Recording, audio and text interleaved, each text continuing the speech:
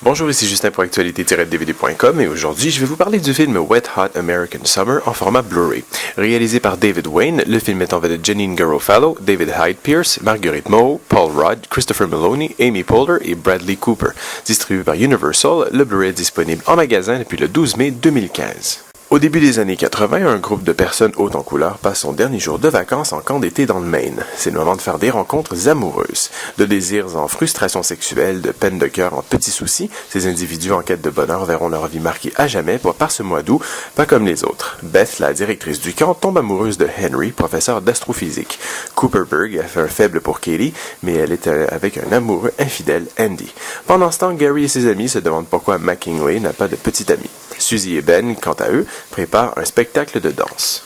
En 2001 sortait le film Wet Hot American Summer avec un casting de quasi-anonyme pour l'époque. En effet, ce film, qui est d'abord un flop, mais qui atteint plusieurs années après un statut de culte, compte de nombreuses stars montantes de la comédie, dont Amy Poehler, qui n'était pas encore la star de Parks and Recreation et hôtesse à répétition des Golden Globes, Bradley Cooper, qui n'était qu'un second rôle dans la série Alias, Paul Rudd n'était pas encore un habitué des comédies de Judd Apatow, ou encore Elizabeth Banks, qui était une toute jeune actrice à ses débuts. Aujourd'hui, la donne a changé et ce beau monde revient pour reprendre son rôle dans la série du même nom, prévue cet été sur la plateforme de films en streaming Netflix. Dans sa toute première mouture sur grand écran, Wet Hot recrée très bien l'ambiance des comédies d'ados des années 70-80 comme Porky's et sa suite, Meatballs, Animal House, ou encore des films d'horreur comme Vendredi 13 qui se déroulent également dans un camp de vacances, mais qui est parsemé d'une bonne dose de sous-entendus sexuels amusants, sans toutefois montrer le moindre millimètre de peau.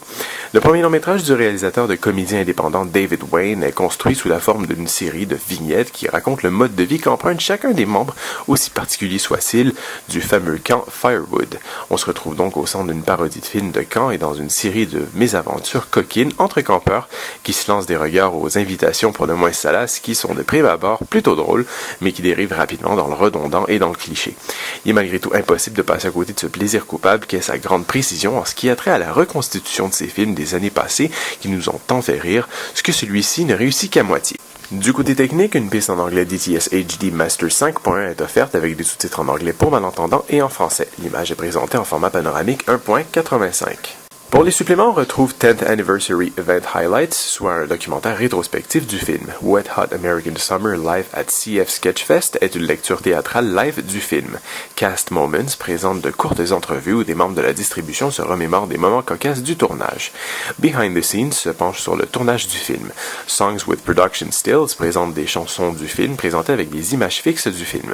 Finalement, une série de scènes supprimées, une bande-annonce, des commentaires audio, ainsi que la bande sonore entière du film accompagnée d'une série idiote de bruits de flatulence viennent clore cette sélection de suppléments. Redondant dans ses gags, mais réussi dans sa reconstitution parodique des films de camp des années 70 et 80, Wet Hot American Summer plaira aux amateurs du genre ou encore aux néophytes qui souhaitent visionner la nouvelle mini-série. C'était Justin, merci et bon visionnement.